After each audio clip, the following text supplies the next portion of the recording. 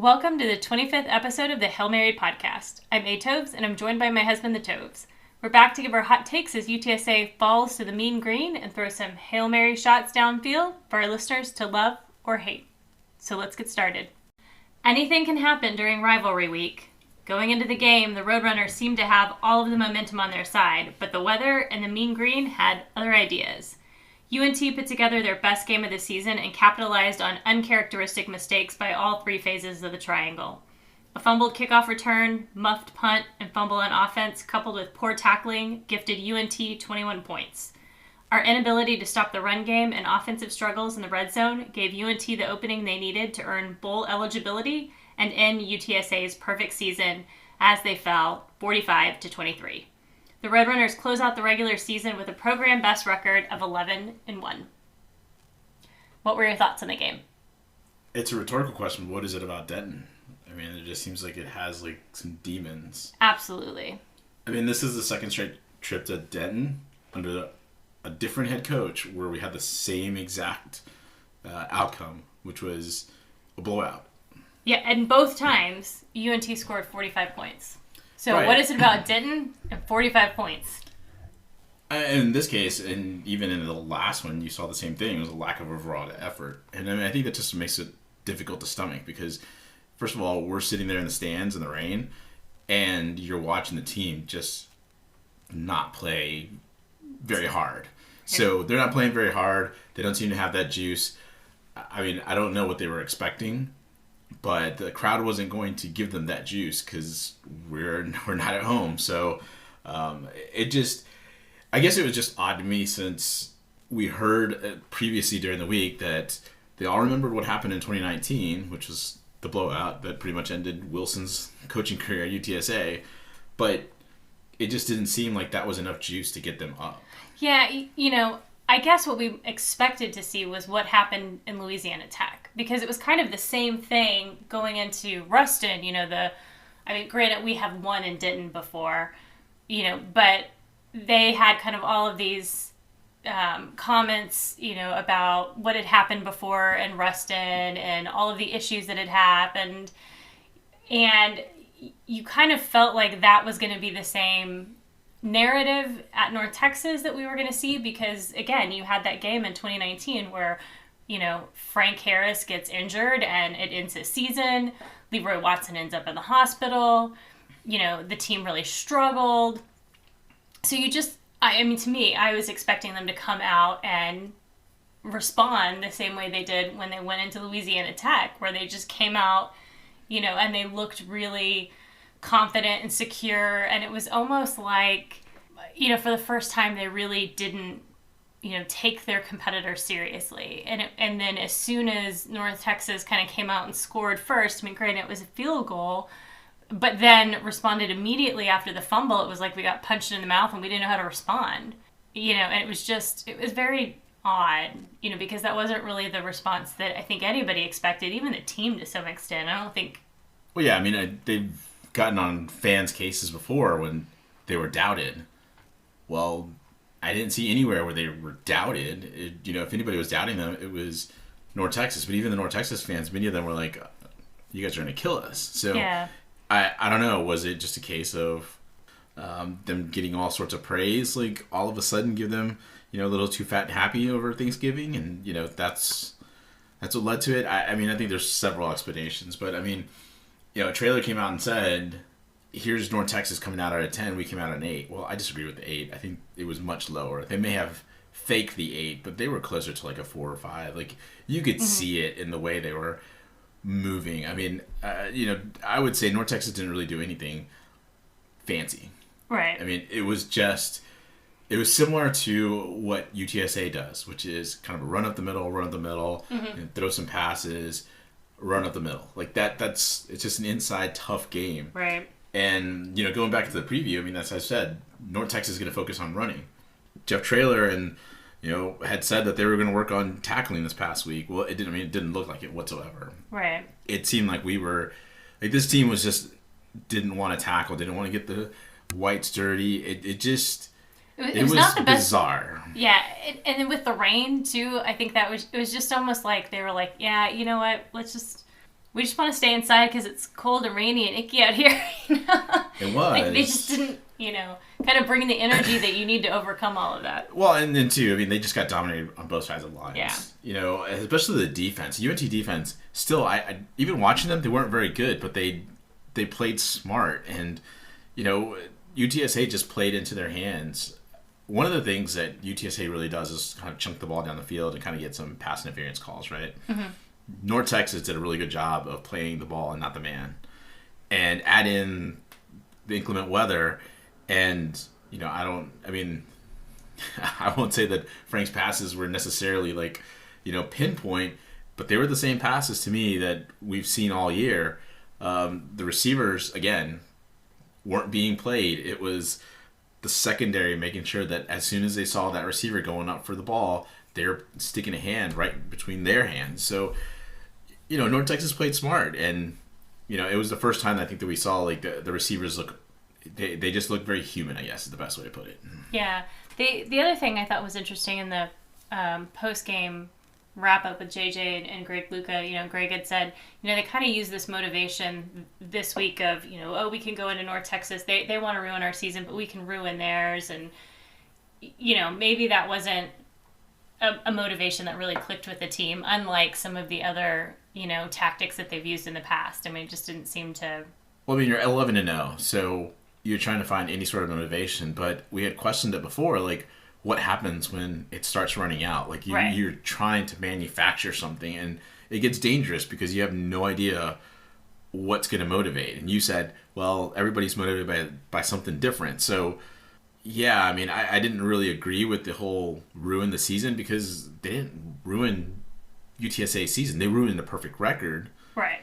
But ruining the season, like, there's so much good that has come out of the season that it just felt odd that Traylor came out and said, well, this is what how we're looking at it. And it felt like a bizarre lead up to a game that ended up being incredibly bizarre. Mm-hmm. And then, you've had the aftermath where they've tried to pick up the pieces, and, we'll see how they respond. But yeah, I mean, I think if they're really looking at this loss as our season was ruined, then you know what?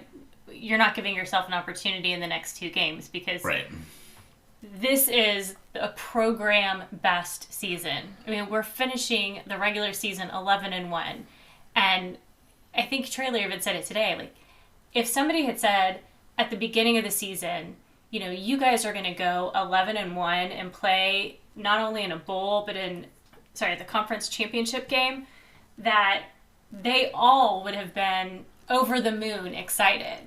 Like, no one would have looked at 11-1 as a bad thing.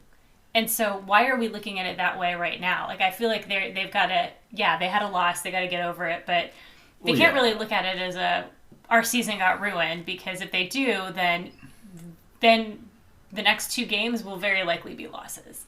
Right, and I think just this doom and gloom with UNT, I mean, you can get blown out by anybody, but by North Texas, like, that stings more, because that really is the closest rival you have. Right.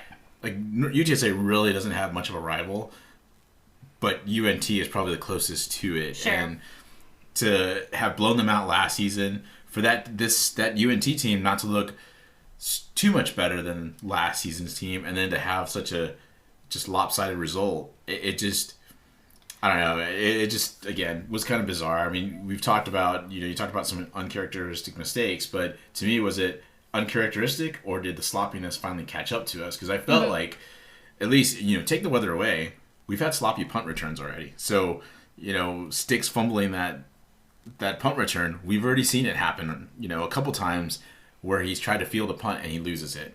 Last week, he caught it, got the ball punched out, and, so it's been, again, it happens once, it's an outlier, but it happens to start a couple times, it's a trend. And so we've seen the sloppy punt returns. Ball handling has already been a little bit sloppy at times. I mean, last week we had 3 fumbles. But remember what I said last week, a champion needs luck. Mm-hmm.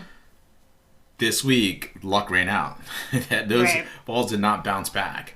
On the Adrian Taylor fumble for the kickoff, which was essentially the first time that UTSA was going to have the ball on offense, we were pretty much right there in that area. And he seemed to be kind of really holding it too far outside of his body. Again, when you're in wet weather, you're going to have to focus on ball security. And it just felt like the team, while they practice with wet balls, just seemed to still go back to habit of, I'm going to hold the ball out far from my body, but you have to protect it. Like, first and foremost, I think that's what Traylor had pounded to these guys.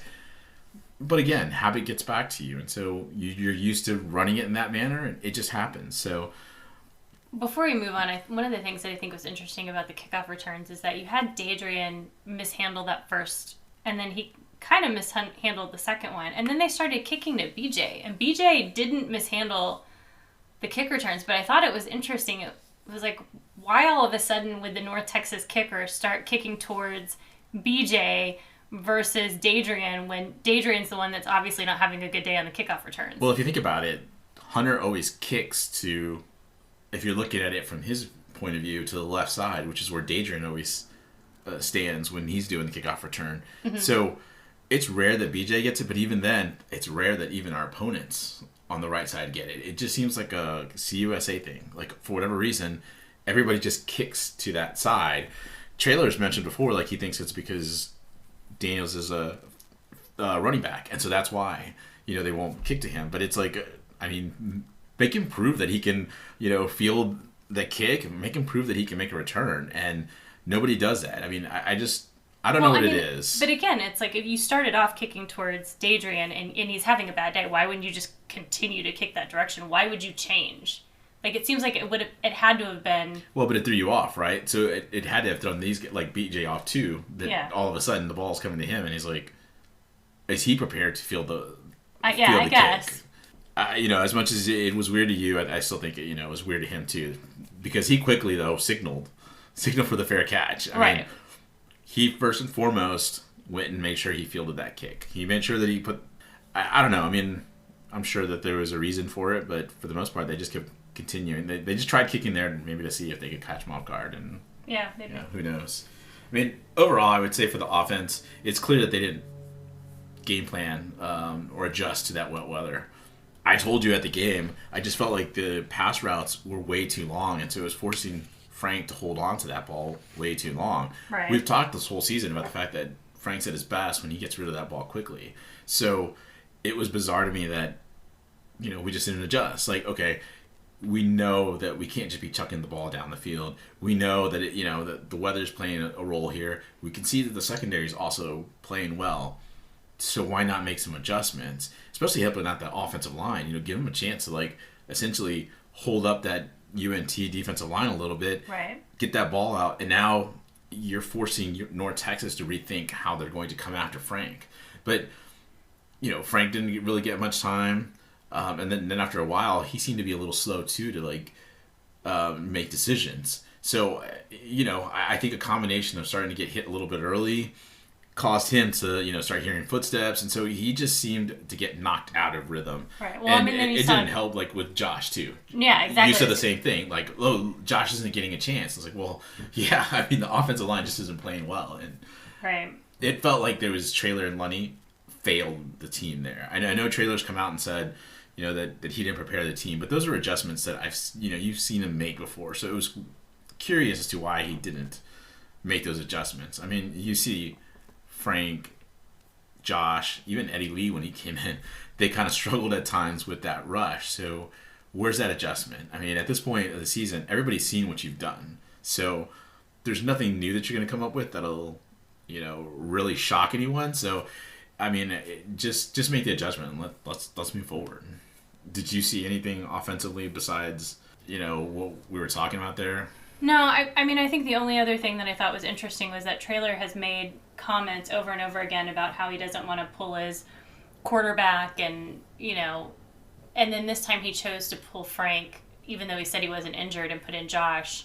And it just sort of seemed odd. It was almost like at that point, Traylor had, like, given up, like, okay, we're not going to win this game, so let's just, see what we can do with Josh and Eddie Lee and, like, keep everybody prepared for the next game, which is not the attitude that you expect to see from Traylor. So it was almost like, even though they said they had a good halftime, it was almost like they all just got in a funk, and by halftime it was like, this thing's over, so let's just like I said, it was a bizarre lead up to the game, and then the game itself. I told you that it didn't look like they give full effort, and you could tell by DeAndre Torrey's run at the very end of the first half. He essentially makes Jalen Haynes miss, and then there's like 2 or 3 guys there to tackle him, and they just completely whiff, and Torrey just scores like a 20-yard touchdown. But it was poor effort on that part. I think, as much as Traylor said after the game that my guys give full effort all the time, I think he realized at that point, game's over. These guys have no juice. The effort's really low.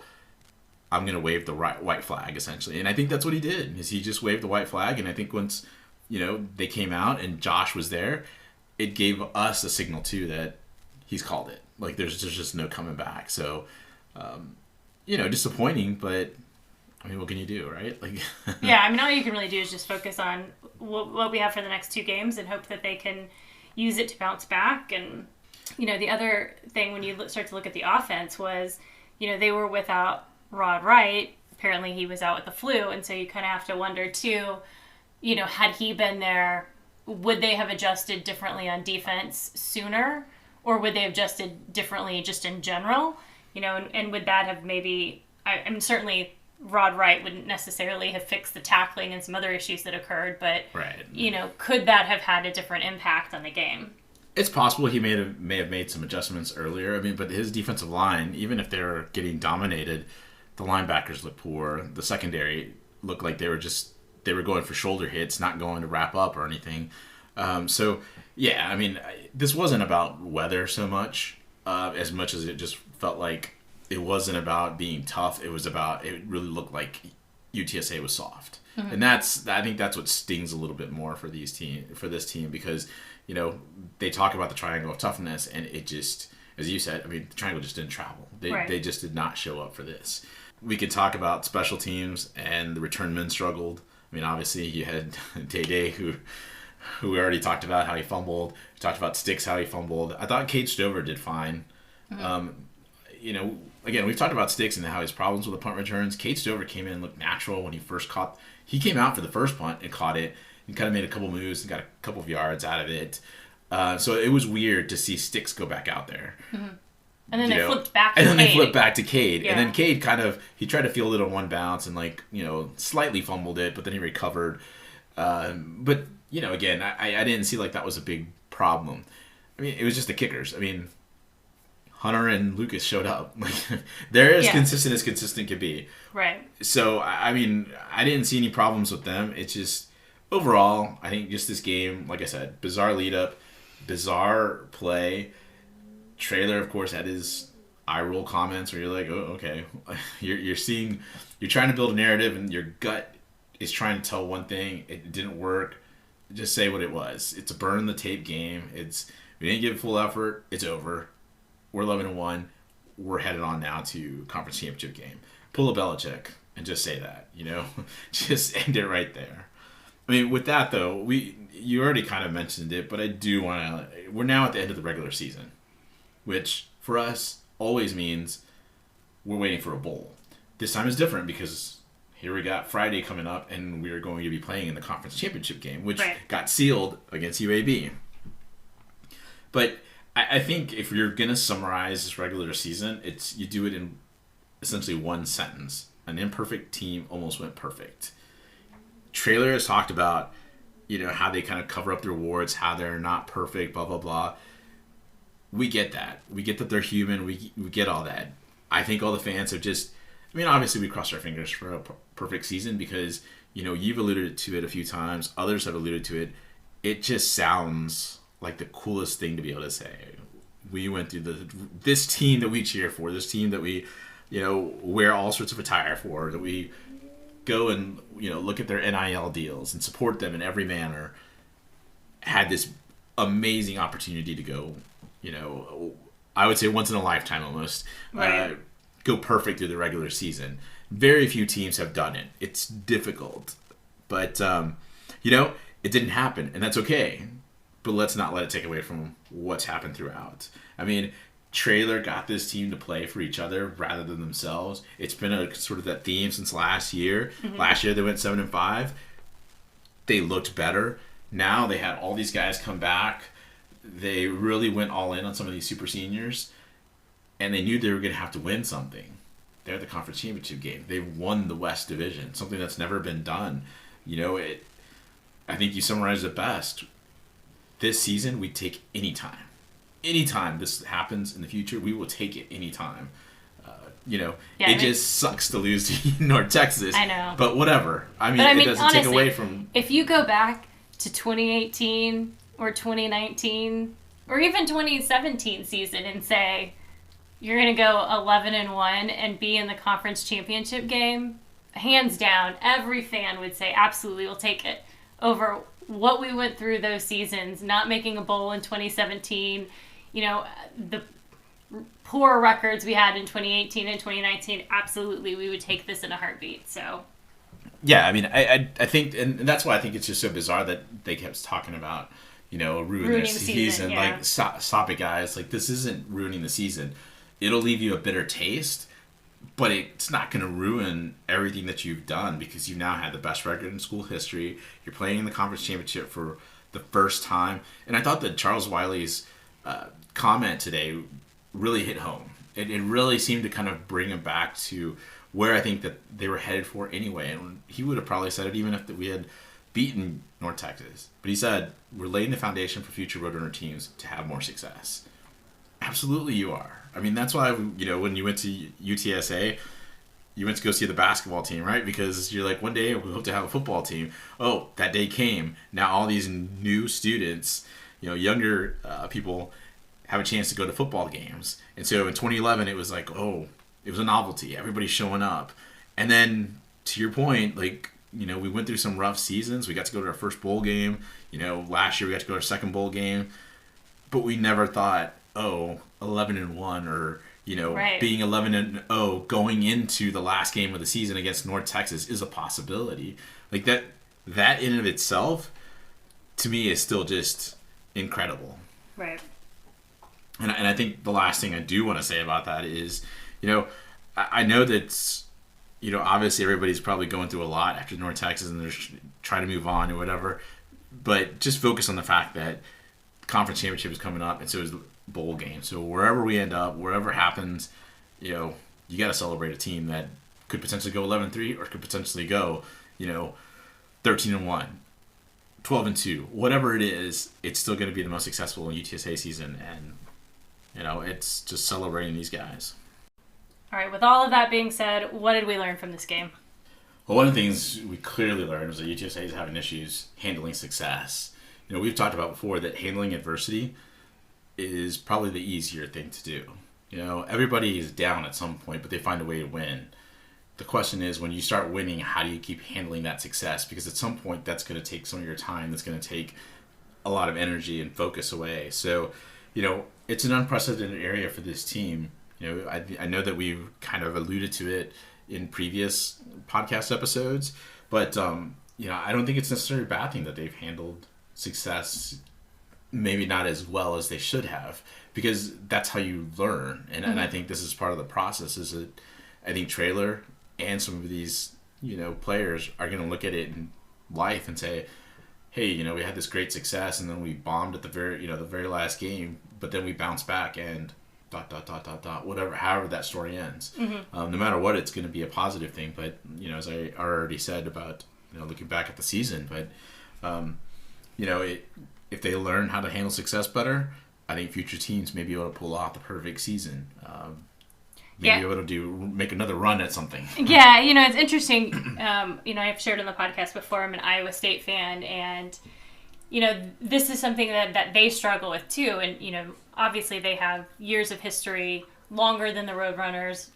Not all of that good, but they've kind of had this up and down where they've had really good seasons and then they've struggled. And this is one of those seasons where, they've had a rough season when, they really probably shouldn't have, because they had all of the groundwork to have this, to build on the success that they had the previous year. And it was just funny when they came out and they got ranked. The first thing that my brother said to me was, the best way to ruin Iowa State's season is for them to be ranked, because they struggle with success. They're that team that always plays in that underdog role. So I was hoping that UTSA was going to kind of break that mold and maybe they could teach Iowa State something. But, it is true. It's hard for these teams at times that are built on that underdog philosophy to figure out how to not be the underdog and how to have that target on your back. And, it's a good problem to have. And hopefully, next year we can figure that out and build on our success. Yeah, I mean, I don't think we can continue to hope for, Perfect seasons. Yeah, perfect seasons. No, definitely but I think not. if we start going down that road, to your point, we can kind of learn some things. And I think when you talk about Iowa State, though, I would say, again, like I said about UTSA, a champion needs luck at times, and there was just some stuff that just happened with Iowa State that just bad luck. Right. So, whereas in some seasons, there's 10 seconds, 20 seconds left in the game, the opponent's on the 20 or 15 and they complete that long pass to be able to hit the game-winning field goal. It happened at least once to Iowa State. Didn't happen to UTSA this year. Right. So, it's stuff like that you just get to luck out. So I would say the one other thing that we learned was that it's a good thing UTSA didn't control their own destiny because, it's a good thing they did control their own destiny. Sorry. Because if they didn't, just imagine this, UAB would have beaten up on UTEP, more than likely, UTSA still goes up and potentially, gets knocked out. So, we would be sitting here going, if we had only won, that game against UAB. Well, if we had lost the game against Southern Miss and then had gone into the UAB game with the loss and facing UAB with the loss, and then lost the North Texas game, then we would have been, in a much different situation. So, because Marshall is not our friend, apparently, and cannot help us out because they had the opportunity to both beat Western Kentucky and UAB and didn't do it. Against UAB, they just got out-muscled. Against Western Kentucky, they lost their quarterback, but their quarterback doesn't play defense. I mean, of course, there's no guarantee that Marshall would have been, a better opponent for us than Western Kentucky, but, it is tough to beat a team well, like we talked in a row. about last week, if you're looking at your, your heart to make sure to see that it's still ticking and functioning properly, it's not going to function well in this next game because Western Kentucky's just a high-flying team. Marshall would have just been coming in, probably slugging away a little bit, but probably limping in without their quarterback. So you can see it a whole bunch of different ways, but, so it's a good thing that UTSA control their own destiny because it's the only way to ensure you fulfill exactly the goals that you've been putting in front of yourself. All right, so we get to talk about players of the game now, and it's not the funnest conversation because I really didn't feel like there were necessarily players of the game on offense or defense. That said, I think that, and I kind of already alluded to it earlier, is I think Hunter Duplessis and Lucas Dean were the only ones that really showed up. They were their consistent self, but when called upon, they delivered. And they delivered really well. Lucas having at least one punt that got downed around the 3-yard line. Hunter came in and hit all of his field goals. So, they deserve all of the credit for showing up. And I know it seems silly on a football team to be saying we're going to highlight the kickers for players of the game, but when they're as talented as they are and they did show up and were as tough as they're supposed to be, those are our players of the game. Do you have anything? And, the other thing is, we talked a little bit about this last time on the podcast, but Hunter, on the last podcast, Hunter was very close to making the most career points scored by a kicker. And with these field goals and these point afters, he has now surpassed Sean Iano and has scored the most career points by a kicker in UTSA program history. So kudos to Hunter. Which I'm sure Sean is glad to give that title to him because I know Sean has been supportive of all the kickers and I didn't check Twitter at all, but I'm sure that he'd be happy to just be. Well, he did. Yeah, he did. He actually okay. There is actually a very nice post cool. that he put out there about kind of passing the torch to Hunter. So yeah, if you haven't seen it, you should go check it out. And then Lucas, I mean, again, he came from Australia, and we didn't think too much about the fact that we had this Australian punter, but ever since he's kicked his first football, it just seems like he's just been so close to our hearts with the way he's punted that ball and punted Does he? I mean, he's always got just some incredible punts, and He's a weapon, as Traylor said. I mean, in inclement weather, he still did what he does, and Yep. Again, that's why forget about the inclement weather because Lucas showed up, so did Hunter. So those are our players of the game. All right, before we go, it's going to be another crazy week in the coaching carousel. So, stay tuned and watch what's going on Twitter because there's lots of craziness happening in the coaching world. I mean, just before we started recording this, Brian Kelly is going to LSU, and yesterday we got the news that Lincoln Riley's going to USC. So we didn't think that those positions were going to be open, and now Notre Dame is going to be looking for a coach, and so the dominoes are going to start falling. So I think something that you've said keep an eye on is on all of our assistants because now they're going to be names for some of these G5 and potentially P5 schools. Yeah, I mean, definitely there'll be a trickle down for G5 coaches and for P5 offensive coordinators and different position coaches, which are still going to be a step up for these guys. So lots to watch during what they call the silly season. The other big thing happening after our championship game on Friday is that the bowl selections will be announced on Sunday. The process has returned to the pre-COVID process, so think back to 2016, where the tickets should be ordered through UTSA in order for the school to receive credit. Season ticket holders, there's still time for you to go to your UTSA account and reserve your tickets before the announcement. You can choose which bowl you would want to go to, and then you only get charged for the bowl that we actually get selected for. Of course, you can purchase tickets with the general public after the announcement if you want to wait. But all signs point to UTSA going to Louisiana for a bowl game on December 18th. The big question mark is, will it be Shreveport or will it be New Orleans? Of course, nothing is final until Sunday.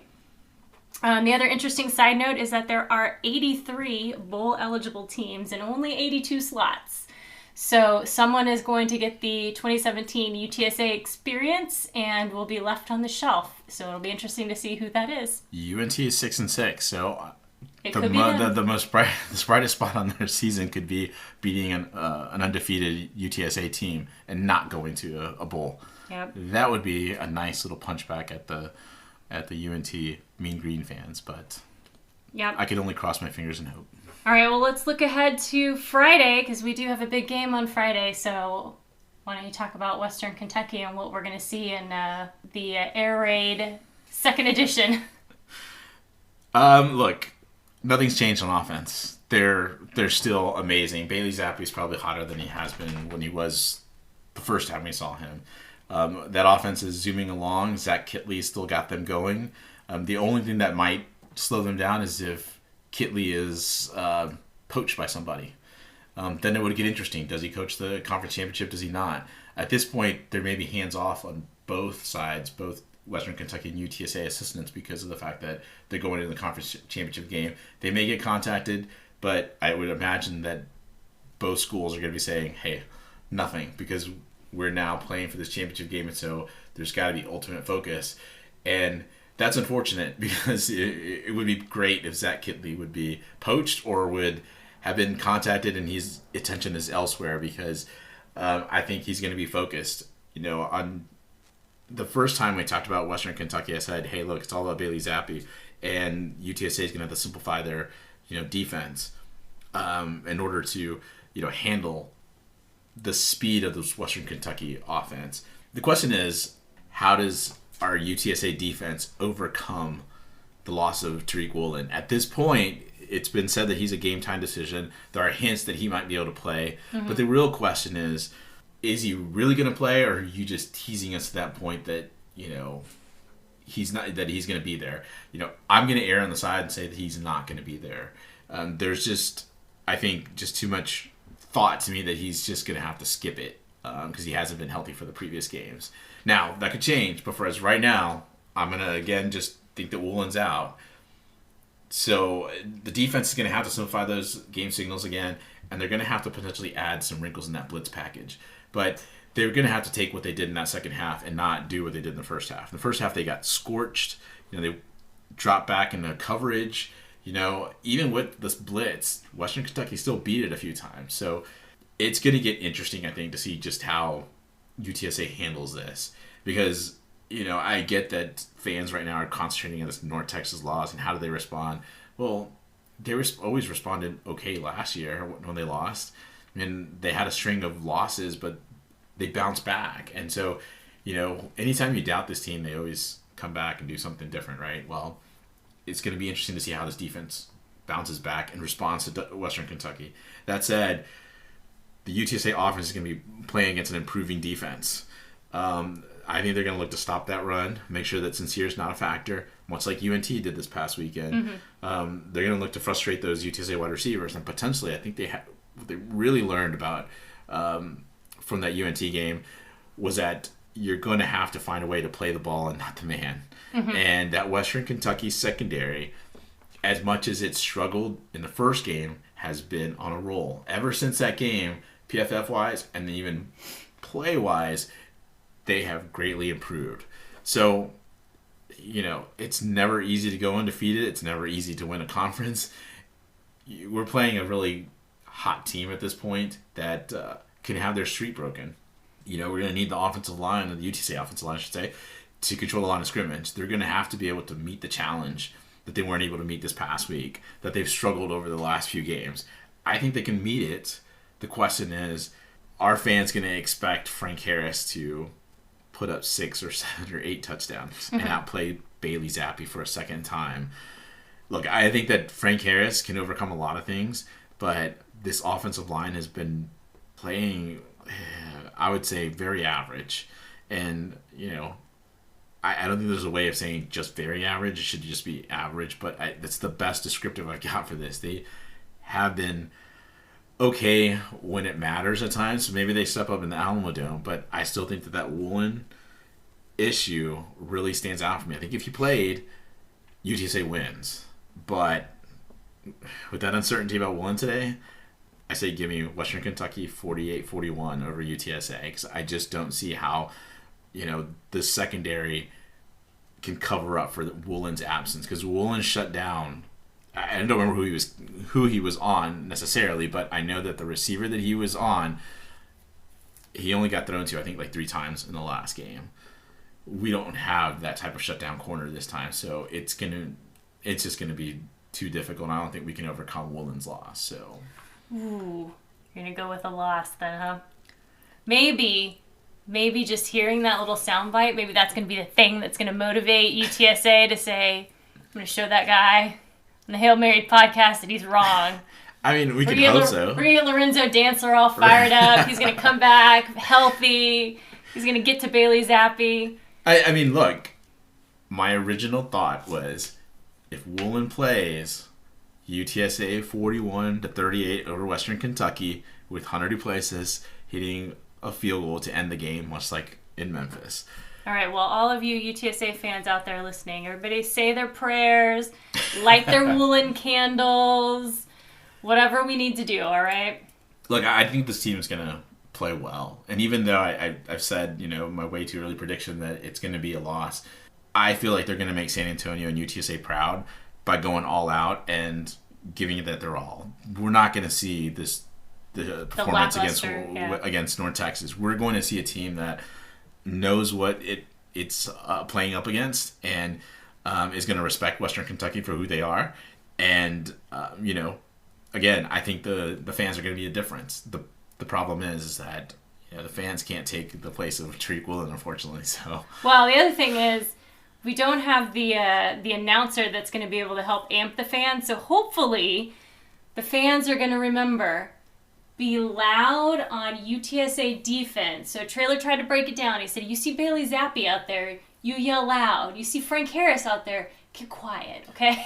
Well, and we did fine against UAB. I think there were moments when it was loud for, and when UTSA had the ball. But I think the fans will show up and they'll do all that. But again, I think this Western Kentucky team is different. Unlike UAB, they know how to handle and will definitely have signals put in to combat the noise. Even though it's probably going to shock them early on, they can make adjustments. So, that's why they're in the championship game. They wouldn't be in the championship game if they weren't a very good team. And I think as fans, we need to respect that too.